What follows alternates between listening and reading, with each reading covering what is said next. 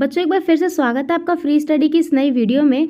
आज की इस वीडियो में मैं आपको बताऊंगी कि आर्काइव एंड म्यूज़ियम की क्या क्या वो important and very important question होने वाले हैं। और पहले से ही जो है आर्काइव एंड म्यूज़ियम का हमने प्रीवियस ईयर पेपर डिस्कस किया हुआ है। इस वीडियो में मैं आपको दो ऐसे इंपॉर्टेंट क्वेश्चन साथ में आंसर बताऊंगी जिसकी आप अपने प्रिपरेशन में भी अगर उसको लिखते हो तो बहुत ज़्यादा अच्छे तरीके से अपना एक आंसर प्रिपेयर कर सकते हो, क्योंकि ये वो क्वेश्चन है जो एग्जाम में बार बार पूछे जाते हैं। तो चलो वीडियो को देख लेते हैं और वो दो क्वेश्चन समझ लेते हैं। अगर आप पहली बार वीडियो देख रहे हो और आपने हमारा टेलीग्राम ग्रुप ज्वाइन नहीं किया है तो वो जाकर के ज्वाइन कर सकते हो। आप टेलीग्राम पे जाकर के सर्च करना फ्री स्टडी DM23। जैसे यहाँ पे सर्च करोगे आपको हमारे चैनल का यूज़र नेम मिल जाएगा और वहाँ से काफ़ी सारे क्वेश्चंस आप वैसे भी प्रिपेयर कर लोगे। ठीक है, देखो एक प्रश्न जो पूछ रहा है कि आपके अनुसार जो अभिलेखागार होते हैं इनकी क्या विशेषता होती है और इसके संदर्भ में जो है आपको यहाँ पर बताना होगा।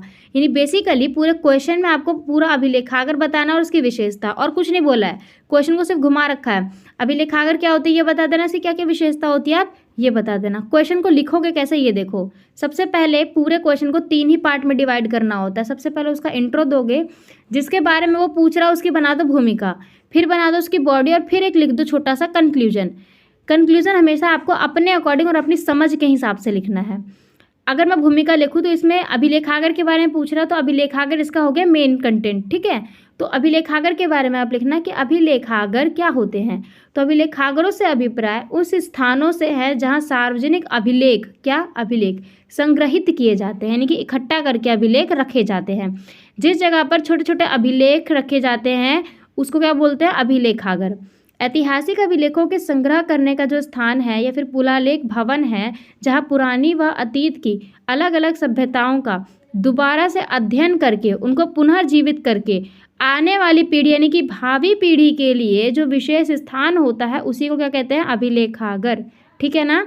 अभिलेखागारों का महत्व कई और काफ़ी रूपों में देखा जाता है जिसे हम निम्न रूप में समझ सकते हैं। इस टाइप से लिखना और फिर एक इस टाइप से डायग्राम बना देना कि आइए कुछ निम्न तथ्यों द्वारा अभिलेखागारों के महत्व को समझते हैं। फिर एक डायग्राम बना देना कुछ इस टाइप से, जैसे अभिलेखागार का महत्व क्या है, तो पत्रों और पहलुओं को समझने में लिए, स्रोत की जानकारी के लिए, सामाजिक और सांस्कृतिक महत्व इससे पता चलता है, गतिविधियों के साक्ष्य इसके कारण मौजूद होते हैं, धार्मिक महत्व पता चलता है। अभिलेखों में कितने धार्मिक ग्रंथों के बारे में लिखा है, बहुमुखी मामले लिखे होते हैं जैसे आर्थिक मामले, राजनीतिक मामले, सैन्य मामले, प्रशासनिक महत्व होता है, राजा कैसे कैसे नियम बनाता था, कानून बनाता था, ये सब चीज़ें अभिलेखों में लिखे होते हैं। ठीक है, ये हो गया एक इम्पॉर्टेंट प्रश्न।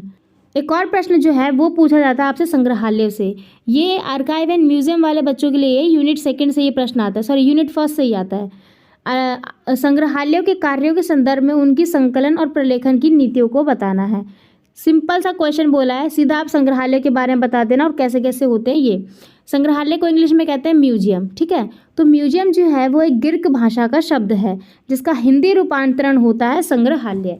और संग्रहालय क्या होता है, ये एक ऐसी विशेष जगह होती है जहाँ पे अतीत की विशेष वस्तुओं को संकलित करके आने वाली पीढ़ी के लिए रखा जाता है। ठीक, टू द पॉइंट बात की गई है।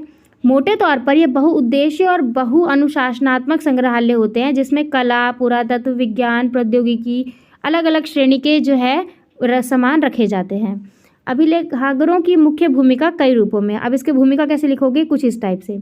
इसके कार्य लिख दो, क्या कार्य होते हैं, ये होते हैं कलात्मक और सांस्कृतिक देखरेख करता है। दूसरा, वैज्ञानिक और ऐतिहासिक महत्व दिखाता है। तीसरा, जनता तक पहुंचाने तक का एक माध्यम होता है अभिलेखागार।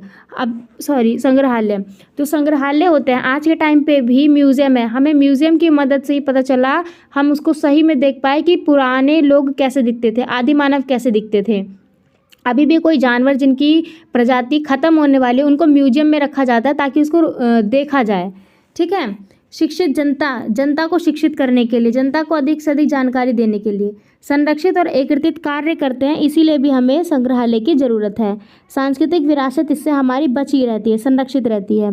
काफ़ी सारे उद्देश्य इससे पूर्ति होते हैं। साथ में राष्ट्रीय महत्व को बचाने के लिए ये बहुत ज़्यादा ज़रूरी है। तो देखा आप लोगों ने, इतने ये टॉपिक जो है यहाँ से आप लिख सकते हो। तो इस वीडियो में मैंने आपको 2 क्वेश्चन ऐसे बताए जो एग्ज़ाम में बार बार पूछे जाते हैं। और अगर आपके पास आर्कोलॉजी है तो आप भी आप हमें कमेंट बॉक्स में बताना आपके जो सिलेबस के अकॉर्डिंग जो प्रश्न बनता है उसके भी हम इसी टाइप से वीडियो बनाएंगे। तो ये वीडियो को अपने दोस्तों में शेयर ज़रूर कर देना। बाकी एंड तक देखने के लिए thanks to being and thanks for watching. Hope so आप सभी लोगों का पेपर बहुत अच्छे से जाएगा। Best of luck in advance. मिलते हैं अब अगली वीडियो में।